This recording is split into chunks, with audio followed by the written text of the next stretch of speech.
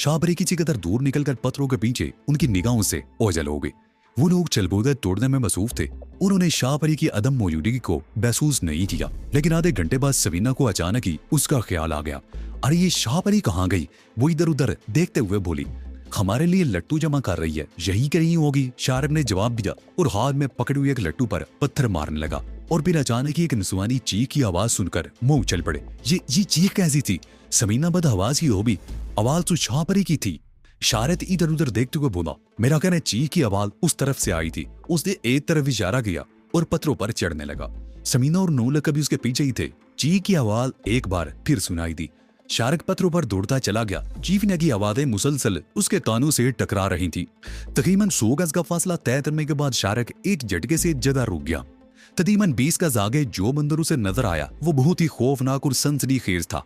तूरखान ने शाहपरी को दबोच रखा था। शाहपरी के जिस्म पर लिबास नाम की कोई चीज ना थी। वो तूरखान के शिकंजे में पंछी बुरी तरह मचल और चीख रही थी।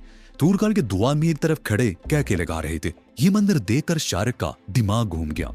तूरखान, वो राइफल संभालते हुए चीखा, इस लड़की को छोड़ दो वरना तुम्हें गोलियों से छीलनी कर दूंगा। तूरखान उसके साथियों ने घूमकर उसकी तरफ देखा। तुम्हारी भलाई इसी में है कि तुम यहाँ से चले जाओ। तूरखान ने भी चीख कर जवाब दिया, मैंने तुम लोगों को यहाँ इसलिए नहीं भेजा था कि मेहमान बनकर मुफ्त की रोटियां तोड़ते रहो। इस लड़की को मैंने देखते ही पसंद कर लिया था, इसलिए तुम लोगों को मोहम्मद उमर के साथ इस तरफ भेज दिया था। जाओ वापस चले जाओ शारिक, और मुझे अपना काम करने दो। अगर तुमने इस लड़की को नहीं छोड़ा तो मैं तुम्हारा काम तमाम कर दूंगा। तूरखान, छोड़ दो इस लड़की को, शारिक चीखा। तूरखान जिस चीज को पसंद कर लेता है उसे हर कीमत पर हासिल कर लेता है। तूरखान ने कहा, वापस चले जाओ शारिक, अब दुनिया की कोई ताकत इस लड़की को मुझसे नहीं छीन सकती। मैं आखिरी वार्निंग दे रहा हूँ तूरखान। शारिक ने चीख कर कहा, अगर तुमने शाहपरी को ना छोड़ा तो मैं फायर खोल दूंगा। मैं 3 तक गिनूंगा। वो चंद मोबू खामोश हुआ, फिर उसने गिनती शुरू कर दी।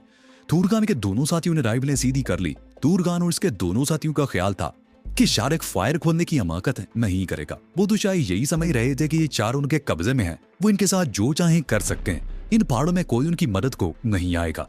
वैसी भी आबादी से मीलों दूर इन पहाड़ों में डाकू की गिरोह के मुकाबले में कौन आ सकता था। शारिक ने 3 कहा और गोली चला दी। गोली तूरखान के पैरों से चंद फुट के फासले पर लगी। यह तुम्हारे लिए वार्निंग है तूरखान, शारिक चीखा। अब अगर तुमने उस लड़की को ना छोड़ा तो दूसरी गोली तुम्हारे सर में लगेगी। तूरखान के दोनों साथियों ने फायरिंग शुरू कर दी। शारिक पत्थर की आड़ में हो गया। उसने गर्दन घुमाकर देखा। उसके दाईं बाईं थोड़े थोड़े फासले पर समीना और नोनता भी पत्थरों की आड़ में पोजीशन ले चुके थे। इन्होंने भी फायरिंग शुरू कर दी। तूरखान के साथी भी पत्थरों में पोजीशन ले चुके थे। तूरखान कदरे खुली जगह पर था और शाहपरी को दबोचे हुए था। शाहपरी अपने आप को छुड़ाने के लिए बुरी तरह मचल रही थी। तूरखान अब उसे घसीटकर पत्थरों की आड़ में ले जाने की कोशिश कर रहा था। शारिक ने बड़ी एहतियात से निशाना लेकर ट्राइडर दबा दिया। गोली तूरखान के कंधे पर लगी और वो चीखता हुआ पीछे गिर गया। शाहपरी ने उसकी गिरफ्त से आजाद होते ही दौड़ लगा दी। दौड़ते उसका पैर उलट गया। वो मुंह के बल गिरी और उसका उसी तरह गिरना ही उसकी जिंदगी की जमानत बन गया। अगर वो ना गिरती तो तूरखान के एक साथी की चलाई हुई गोली उसकी खोपड़ी उड़ा देती। शाहपरी उड़ने की बजाय जमीन पर रेंगती हुई पत्थरों की आड़ में चली थी। अपने पीछे फायरिंग की आवाज सुनकर शारिक चौंक गया। उसने तेजी से मुड़कर देखा। उसके पीछे ऊंचे पत्थर पर मोहम्मद उमर राइफल संभाले खड़ा था। शारिक को सीने में सांस रुकता हुआ महसूस होने लगा। मोहम्मद उमर ने ट्रैगर दबा दिया। गोलियों की बाढ़ शारिक के सर के बहुत ऊपर से गुजर गई। चितर मत करो शारिक भाई, मोहम्मद उमर ने चीख कर कहा, मैं तुम्हारे साथ हूँ। इन लोगों को जिंदा नहीं छोड़ूंगा। मैंने सब कुछ देख लिया है। बेगैरत हैं ये लोग, इन्हें जिंदा नहीं छोड़ना चाहिए। शारिक के मुंह से बेजार गहरा सांस निकल गया। उसे इत्मीनान हुआ लुटेरों और खूनियों की इस गिरोह में कम से कम एक आदमी इनकी हमायत में तो था। मोहम्मद उमर दौड़ता उसके करीब पहुंच गया। तुम यहीं रुको, मैं उन्हें पीछे की तरफ से जाकर घेरता हूँ। शारिक ने उमर की तरफ देखते हुए कहा और पत्थरों में एक तरफ दौड़ता चला गया। मोना की और समीना ने भी मोहम्मद उमर को देख लिया था। समीना के उर्दू पर खफीफ सी मुस्कुराहट आ गई। शारिक दौड़ता हुआ तूरखान और उसके साथियों की पिछली तरफ चला गया। वो तीनों पत्थरों की आड़ में छुपे समीना वगैरह पर फायरिंग कर रहे थे। तूरखान एक कमदा जख्मी होने के बावजूद उन पर गोलियां बरसा रहा था। तूरखान, शारिक चीखा, अब तुम बचकर नहीं जा सकते। तूरखान ने एकदम पीछे मुड़कर देखा। उसने राइफल सीधी करना चाहिए लेकिन मौका नहीं मिल सका। शारिक की राइफल से निकली हुई गोलियों ने उसे छिल्ली कर दिया। उसका दूसरा साथी भी शारिक की गोलियों का निशाना भर गया। तीसरे आदमी ने एक तरफ दौड़ लगा दी लेकिन वो चंद गज से आगे नहीं जा सका था क्योंकि मोहम्मद उमर की गोलियों ने उसे ढेर कर दिया। शारिन ने पत्थरों से छलांग लगा दी और उस तरफ दौड़ा जहां शाहपरी पत्थरों के पीछे छुपी हुई थी, लेकिन शाहपरी वहां नहीं थी। वो शाहपरी को आवाजें देता हुए एक तरफ दौड़ता रहा और फिर उसे शाहपरी नजर आ गई। वो एक तरफ दौड़ी जा रही थी। शारा का दिल उछलकर हलक में आ गए। उसे समझने में देर ना लगी कि शाहपरी क्या करने जा रही थी। वो जिस तरफ दौड़ रही थी आगे सैकड़ों फुट गहरा खड्ड था और वो यकीनन उस खड्ड में छलांग लगाना चाहती थी। शाहपरी रुक जाओ, शारिद चीखा, लेकिन शाहपरी नहीं रुकी। वो दौड़ती रही। शारिद भी तेजी से दौड़ने लगा और मिलाकर शाहपरी के करीब पहुंच गया। खड्ड का किनारा सिर्फ चंद गज के फासले पर रह गया था। शारिद ने दौड़ते हुए छलांग लगा दी और शाहपरी को साथ लेता हुआ जमीन पर गिरा और वो दोनों दाईं तरफ दुलान पर लुढ़कने लगे। शारिद ने शाहपरी को अपनी बाहों की लपेट में ले रखा था। अगर वो शाहपरी को गिरफ्त में लेने में कामयाब ना होता तो शाहपरी सैकड़ों फुट गहरे खड्ड में जा गिरी होती, लेकिन शारिद ने ऐन आखिरी लम्हों में मौत के मुंह में जाने से उसे बचा लिया था। वो ढलान ज्यादा खतरनाक नहीं थी। 15-16 फुट लुढ़कने के बाद वो एक पत्थर से टकरा कर रुक गए। शारिद ने अब भी शाहपरी को अपनी बाहों की लपेट में ले रखा था। शाहपरी की जिस्म पर लिबास नाम का एक चीथड़ा तक नहीं था। इस बात का एहसास होते उसने शाहपरी को छोड़ दिया और उसकी तरफ से रुख बदल कर बैठ गया। शाहपरी की सिसकियां उसके तानों से टकरा रही थी। तो तुमने मुझे क्यों बचाया? मर जाने दिया होता मुझे, शाहपरी सिसकियां बढ़ते हुए कह रही थी। इस सिल्लर के बाद मैं जिंदा नहीं रहना चाहती। मेरा ख्याल है हम बर वक्त पहुंच गए थे और वो बेबस अपने मकसद में कामयाब नहीं हो सका था। शारिद ने उसकी तरफ देख बगैर कहा, लेकिन उसने मुझे सबके सामने दंगा कर दिया। हिम्मत से काम लो शाहपरी। शारिद ने उसकी बात काट दी। तुम्हारी इज्जत बच गई। खुदा का शुक्र है कि वो लोग अपने गिनौने मकसद में कामयाब नहीं हो सके थे। लो ये पहन लो। मैं समीना को बुलाता हूँ। उसने कमीज उतार कर शाहपरी की तरफ बढ़ा दी। शाहपरी ने कमीज पहन ली और एक पत्थर की आड़ में सिमट कर बैठ गई। शारिद को पिकर डुलवान के ऊपर आ गया और समीना और मोहम्मद उमर को आवाज़ें देने लगा। कुछ देर बाद वो तीनों वहां पहुंच गए। मोहम्मद उमर के कंधे पर एक चादर पड़ी हुई थी। अक्सर अफगान ऐसी चादरें भी अपने कंधों पर डाले रखते थे। मोहम्मद उमर ये चादर मुझे दे दो। शारिद ने उसकी तरफ हाथ बढ़ाया। मोहम्मद उमर ने चादर उतार कर उसकी तरफ बढ़ा दी। शारिद ने दुलान पर उतरकर वो चादर उस पत्थर के पीछे फेंक दी जहां शाहपरी सिमटी बैठी थी। कुछ देर बाद वो चादर जिस्म पर लपेट कर बाहर आ गई। उसकी नजरें झुकी हुई थी। शमीना ने आगे बढ़कर उसे अपने साथ लिपटा लिया। शाहपरी फूट फूट कर रोने लगी और फिर अचानक ही वो लोग उछल पड़े। वैराना अचानक ही फायरिंग की आवाजों से गूंज उठा। मोहम्मद उमर दौड़ता हुआ एक तरफ चला गया और फारसी जबान में चीख चीख कर कुछ कहने लगा, मगर फायरिंग रुकी नहीं, बल्कि उसमें कुछ और शिद्दत आ गई थी। शारिद वगैरह भी मोहम्मद उमर के पास पहुंच गए। मोहम्मद उमर ने बताया कि दूसरे लोगों को तूर खान की मौत का पता चल गया है और मूसा खान तूर खान के बाद साथियों को खत्म करके गिरोह पर काबिज होना चाहता है। अगर मूसा खान गिरोह का सरदार बन गया तो हमारे लिए मजीद मुश्किलात पैदा हो जाएंगी। शारिद ने कहा, फिक्र मत करो, ऐसा नहीं होगा, तुम लोग यहीं रुको, मैं भी आता हूँ। मोहम्मद उमर ने कहा और एक तरफ दौड़ता चला गया। शारिद ने ढोलक और समीना राइफलें संभाले तैयार करे थे। शाहपरी पत्थर से टेक लगाए बैठी थी। फायरिंग की आवाजों के दरमियान मोहम्मद उमर और कुछ लोगों की चीखने की आवाजें भी सुनाई दे रही थी। तकरीबन 5 मिनट बाद मोहम्मद उमर दोबारा उनके पास आ गया। गिरोह के 10-12 आदमी हमारा साथ देने को तैयार है, जबकि चंद आदमी मूसा खान के साथ है। तुम लोग फिक्र मत करो, मेरे साथ आओ, मोहम्मद उमर ने कहा और वो सब एक तरफ भागते गए। तकरीबन 2 घंटों तक वीराना फायरिंग की खौफनाक आवाजों से गूंजता रहा और ये फायरिंग उस वक्त रुकी थी जब मूसा खान और उसके सारे साथी खत्म हो गए थे। पत्थरों में मुख्तलिफ जगहों पर लाशें बिखरी हुई थी। उन लोगों की लाशें वही पड़ी रहने दी, अलबत्ता उनका अजला जमा कर लिया गया और गार के सामने खुली जगह पर वो आ गए। मोहम्मद उमर गिरोह के आबियों को बता रहा था कि जदरा किस तरह शुरू हुआ था। उसने बताया कि शालक बरवत ना पहुंच जाता तो शाहपरी की इज्जत लूट चुकी होती। धूर खान और उसके साथियों ने रवायात से गद्दारी की थी। बेमानों की ज्यादती करके अफगान कौम को रुसवा करने की कोशिश की थी। उसे और उसके साथियों को उनके जुर्म की सजा मिल गई। मोहम्मद उमर ने शारक को हीरो बनाकर उनके सामने पेश किया और फिर सब ने मुत्तफिका तौर पर शारक को गिरोह का सरदार तस्लीम कर लिया। शारक का दिमाग घूम गया। वो सोच भी नहीं सकता था कि इस किस्म की सूरत भी पैदा हो सकती है। गिरोह के लोग शारक के नाम के नारे लगा रहे थे और फिर सबने अपनी अपनी राइफलें शारक के कदमों में ढेर कर दी। ये उसे बाकायदा सरदार तस्लीम करने का ऐलान था। शारिद पेशावर डाकू नहीं था। वो अच्छी तरह जानता था कि गिरोह का सरदार बनने का मतलब क्या है और वो यहाँ फंसना नहीं चाहता था। उसे सारी जिंदगी यहाँ नहीं रहना था। वो जानता था कि वो किसी चक्कर में फंस कर यहाँ आया था। मुल्क भर की पुलिस उनके पीछे लगी हुई थी और वो अपने साथियों को लेकर इस मुल्क से निकल जाना चाहता था। मगर खूनियों की इस गिरोह की सरदारी कबूल कर लेने का मतलब था कि वो लोग यहीं फंस कर रह जाए और कभी वापस नहीं जाएंगे। वो कुछ कहना चाहता था मगर नौलखे ने उसके पैर पर पैर रख दिया और सामने बैठे हुए लोगों की तरफ देखते हुए बोला, भाइयों, शारिद बाबू ने गिरोह की सरदारी कबूल कर लिया, तुम सबको मुबारक हो। अब यहाँ कोई चूल खान और मूसा खान प्यारा नहीं होगा। शारिद बाबू ऐसा आदमी है जो दूसरों के लिए अपनी जान दे सकता है, दूसरों की इज्जत बचाने के लिए अपनी जान की बाजी भी लगा सकता है। यह अपने फर्ज से कभी गद्दारी नहीं करेगा और तुम सबका ख्याल रखेगा। फिदा एक बार फिर सरदार जिंदाबाद के नारों से गूंज उठी। जिंदाबाद की बात छोड़ो यार, नौलखे ने कहा, कोई खाने पीने का बंदोबस्त करो। ताजा गोश्त जाओ कहीं से, झुका हुआ गोश्त खा खा कर तबीयत खराब होने लगी है। आज हम ताजा गोश्त खिलाएंगे, मोहम्मद उमर ने कहा, और उसके साथ ही ये महफिल बर्खास्त होगी। मोहम्मद उमर के कहने के मुताबिक 2 दिन आदमी राइफलें लेकर पहाड़ों में चले गए। उन पहाड़ों में कहीं कहीं जंगली बकरे भी होते हैं और मुझे यकीन है कि ये लोग 1-2 बकरे शिकार किए बगैर वापस नहीं आएंगे, मोहम्मद उमर ने कहा। वो लोग कुछ देर तक बाहर ही बैठे बातें करते रहे। फिर शारिद अपने साथियों को लेकर गार के अंदर चला गया। तुमने बहुत बुरा किया नौलखे, शारिद नौलखे की तरफ देखते हुए बोला। मैं सरदार नहीं बनना चाहता था। जानते हो सरदारी का मतलब क्या होता है? अच्छी तरह जानता हूँ, नौलखे ने जवाब दिया। जब इन लोगों ने तुम्हें अपना सरदार तस्लीम कर दिया है तो तुम्हें क्या एतराज है? सरदार बनने का सबसे बड़ा फायदा हमें ये हुआ कि अब हम हर लिहाज से महफूज है। इनमें से कोई शख्स अब शाह परी या समीना बीबी की तरफ आंख उठाकर नहीं देख सकता। अब हमें इन लोगों की तरफ से कोई खतरा नहीं रहा। दूसरा फायदा यह है कि हम अपनी मर्जी से नकल हरकत कर सकते हैं। 1-2 दिन बाद हमें यहाँ से निकलने का प्रोग्राम बनाना चाहिए। हाँ, ये बात तो तुम ठीक ही कहते हो, शारिद बोला।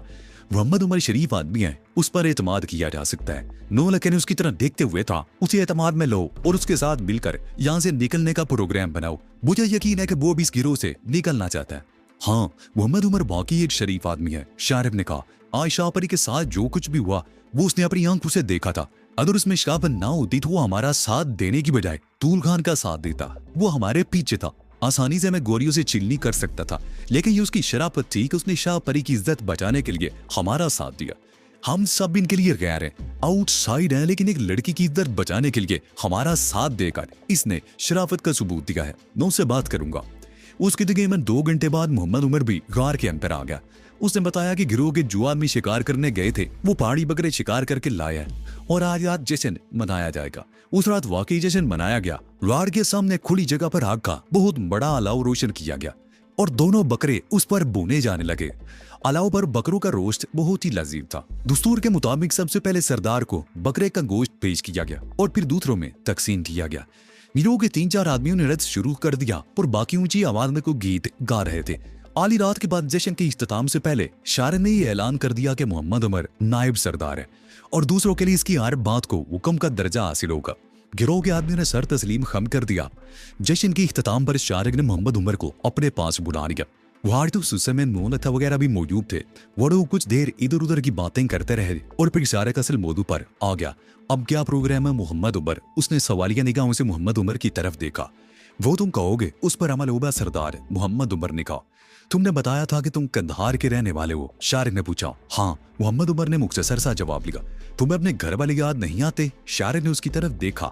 तुम्हारे माँ बाप, बहन भाई और दूसरे रिश्तेदार भी तो होंगे, और अगर मेरा अंदाजा गलत नहीं है तो तुम्हारी बीवी और शारिद भाई। मोहम्मद उमर ने गहरा सांस लेते उसकी बात काट दी।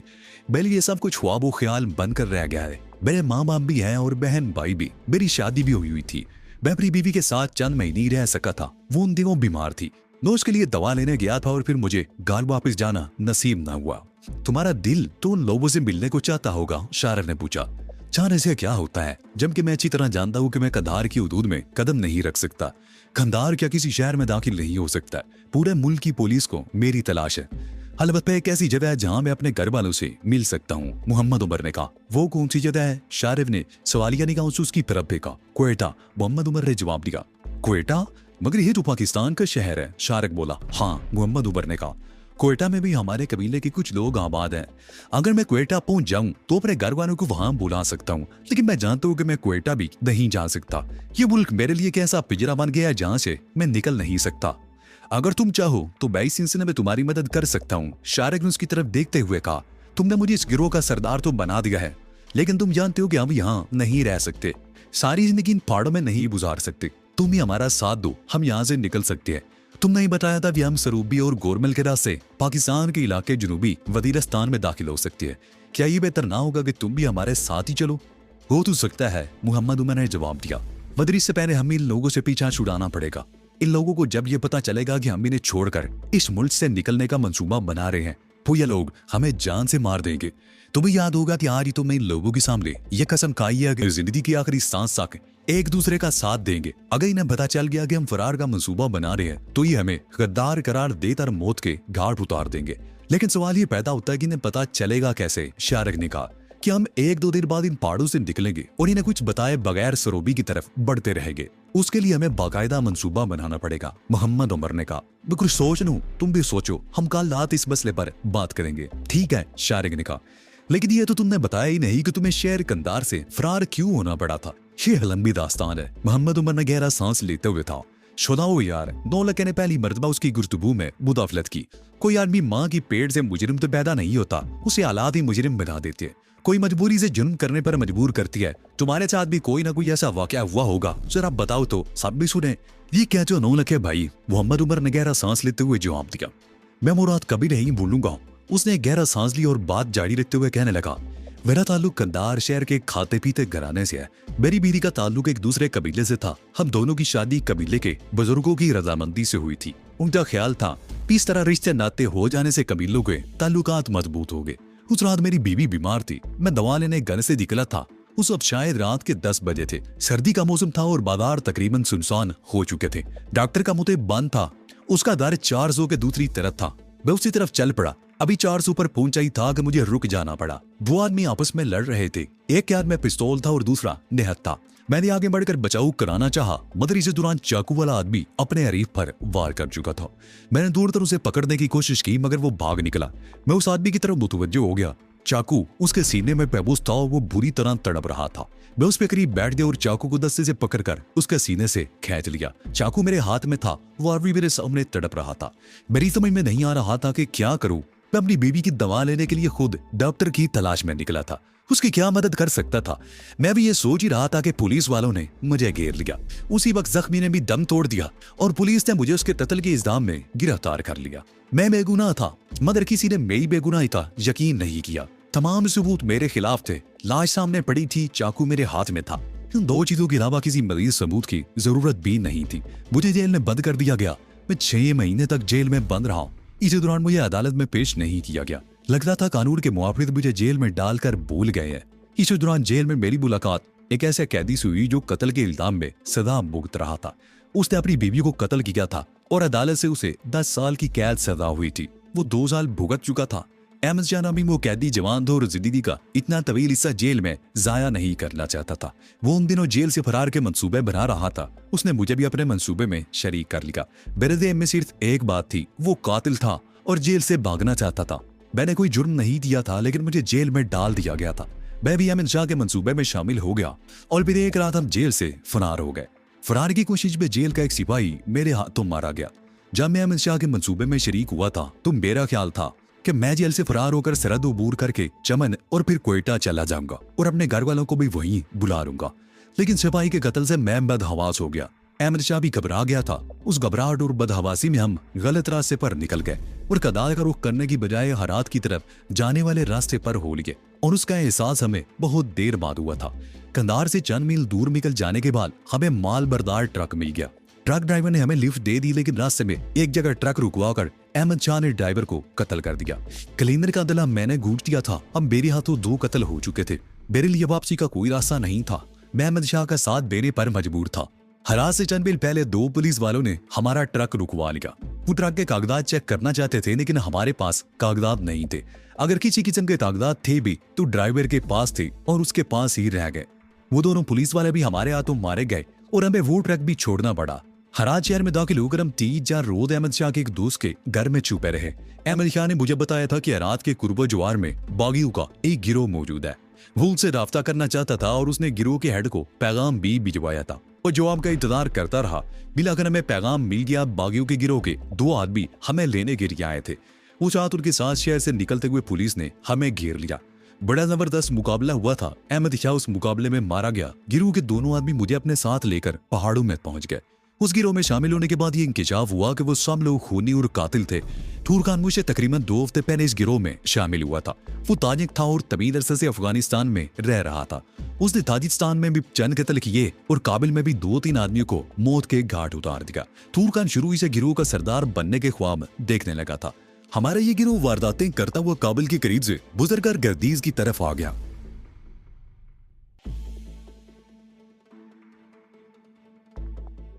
तो ये थी आज की स्टोरी। आपको ये वीडियो कैसी लगी कमेंट में बताएं और हमारा चैनल सब्सक्राइब कर दे, साथ ही बेल आइकन भी दबा दें। अगला एपिसोड जल्द आएगा।